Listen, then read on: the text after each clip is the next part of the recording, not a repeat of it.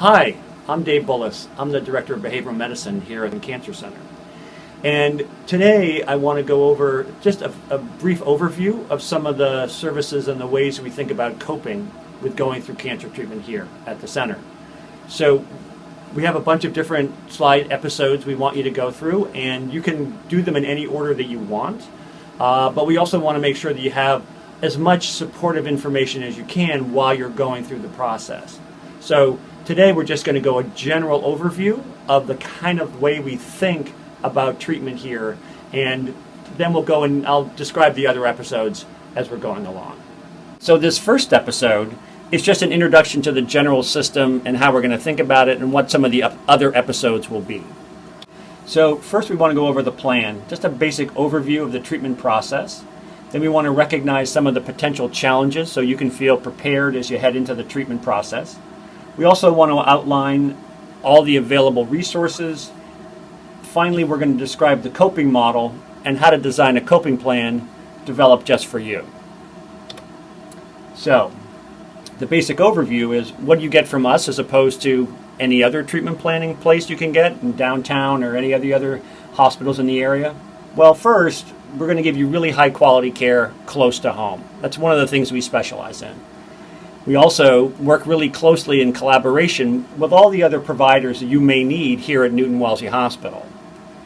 We sort of have one-stop shopping, so if you need anything from headaches or pain or dietary or exercise or any of the other treatments you'll need as you go through the process, we can provide that for you right here through our system. We also want to know that we're small enough to give you the kind of quality and personal attention that you deserve. That's one of the things we really feel very strongly about. So what's the general coping model? Well, there are three parts of all of us.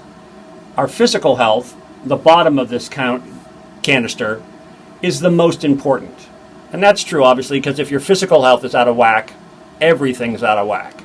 So that's also why you're here, right? Is their physical health is the presenting problem. On top of that is how you think about things, your mental thought process, your cognition. And then the very top level is our emotional health. That's how we feel about things.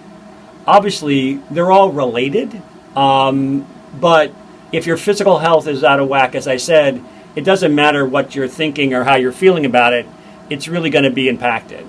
It is true that if you're feeling well physically, you can still have challenges in terms of your thinking or your feeling, but because of doing the work we do here, we notice and we recognize that your physical health is going to be primary, and that's what we're here to help. So what are the physical parts of ourselves?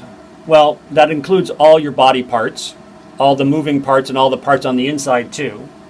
But we also think of this in terms of your pain level, if you have any, fatigue, and nausea, which are very common factors in cancer treatment, but also how you're breathing and how your bowel and your bladder are working. It's not very, dramatic stuff sometimes, but it can really have an impact on how you live your life. The mental factors are sort of how we think, what we think about, our managing our expectations, managing our logistics. People oftentimes report that it just feels like there's a lot to think about. There's a lot on our minds. So knowing how to help manage those thought processes and who are the resources here to help you, that's also important. Managing your expectations about what's going to happen next, as the group would imply or the class would imply, is important because if you know what's coming or you know what to expect, you can feel better prepared. And that helps get you through the whole process. Emotionally, there's a lot of different things going on. I oftentimes describe it as the kind of like an ice cream store full of different flavors of emotion, and you're going to sample each flavor as you go through this process. That's normal. And we want to make sure that we're differentiating and not making people think that it's wrong or bad to have those feelings. We think you'd kind of be nuts not to have those feelings. So that's part of what we're feeling.